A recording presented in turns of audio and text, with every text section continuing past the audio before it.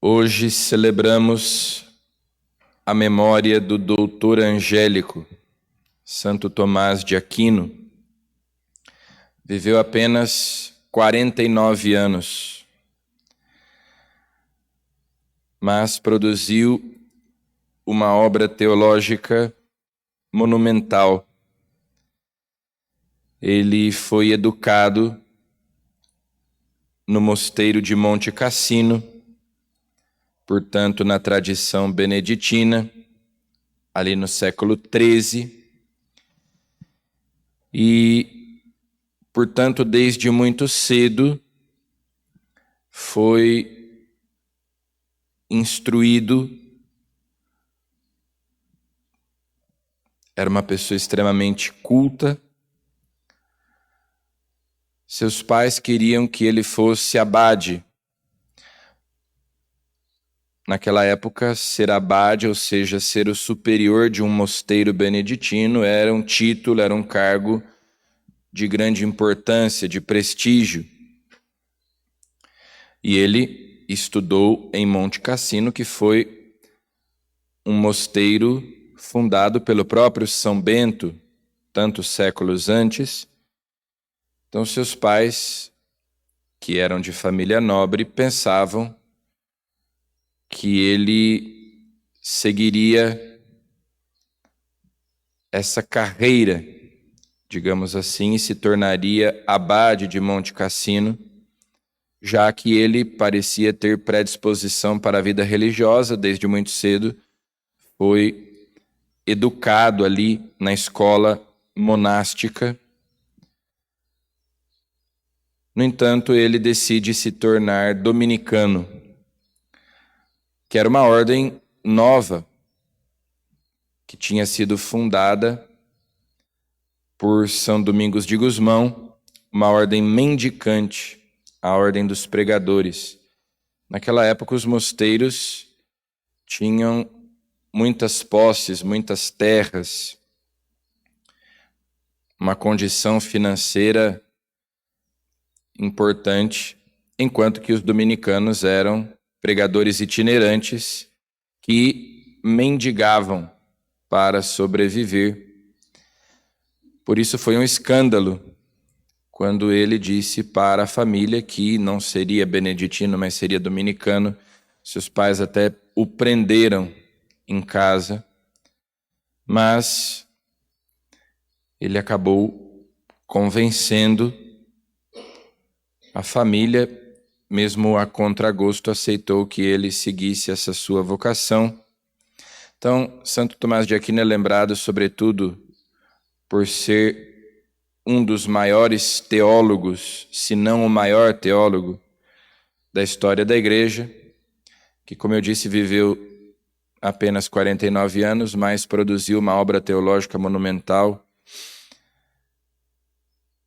No entanto, Santo Tomás era também um místico. Santo Tomás não era apenas um intelectual, um homem muito culto, mas um santo. Um homem de vida interior, de vida de oração, vida ascética e mística. E por isso mesmo ele pôde elevar a teologia a um nível tão superior, por causa dessa sua vida íntima com Deus.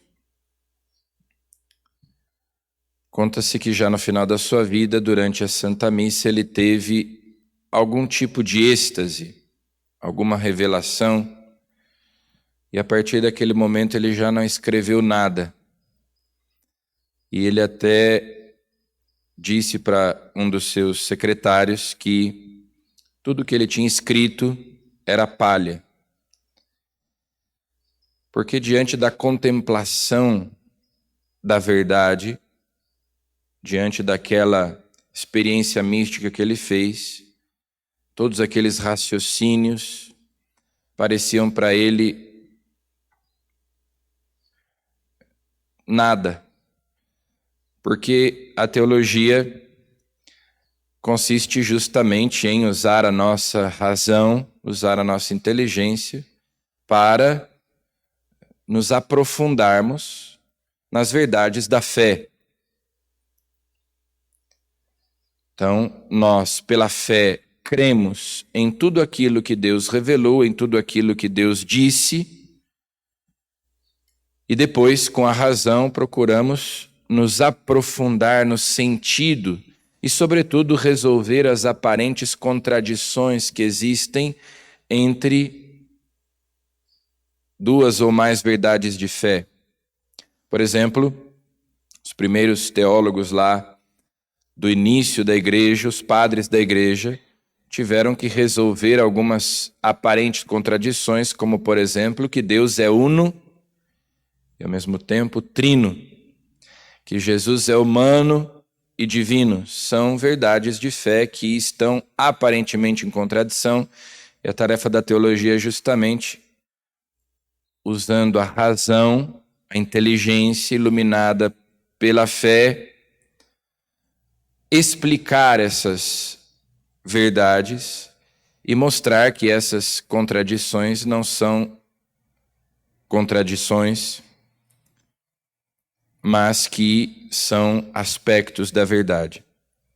Mas Santo Tomás, quando ele, então, naquela experiência mística, é levado por Deus a contemplar a verdade sem o esforço da razão, ele chega a dizer que toda aquela obra que ele produziu, embora para nós é admirável, já lhe parecia uma coisa sem valor.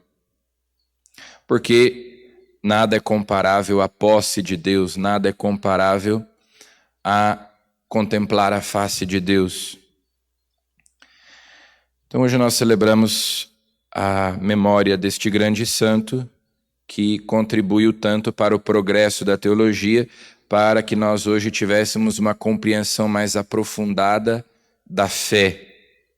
Porque a fé não é simplesmente, como hoje tantas pessoas acreditam, um sentimento religioso.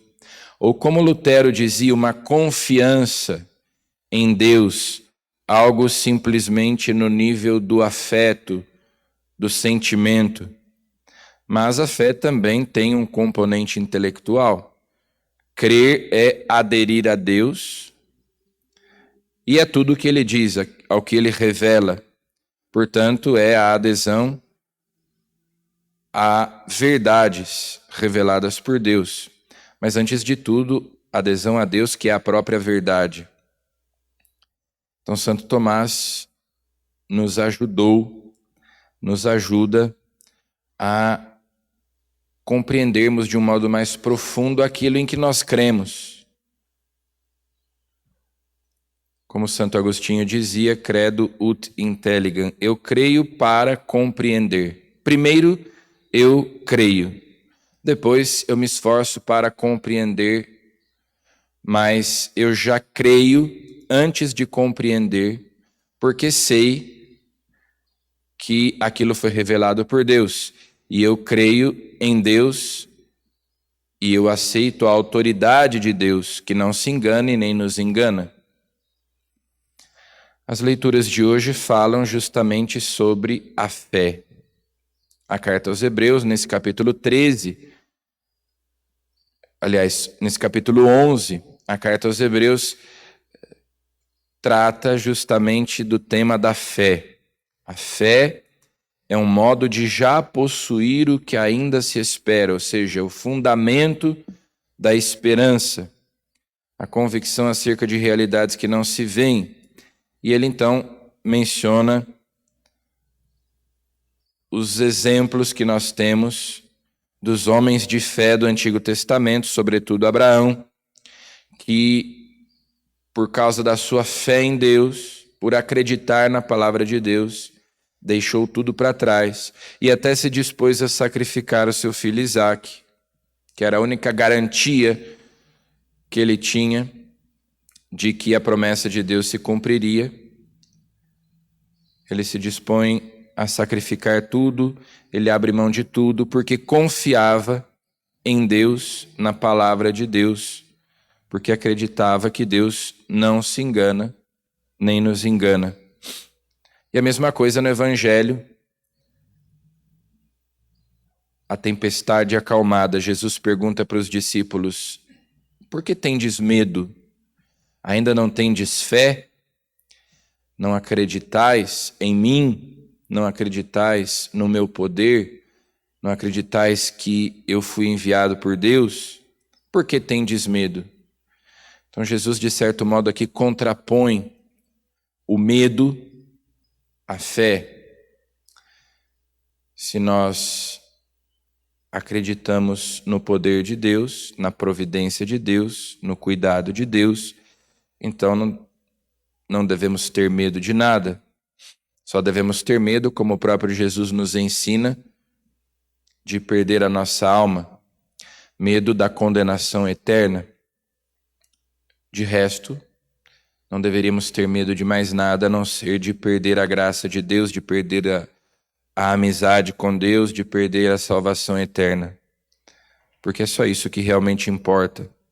E ainda, na primeira leitura,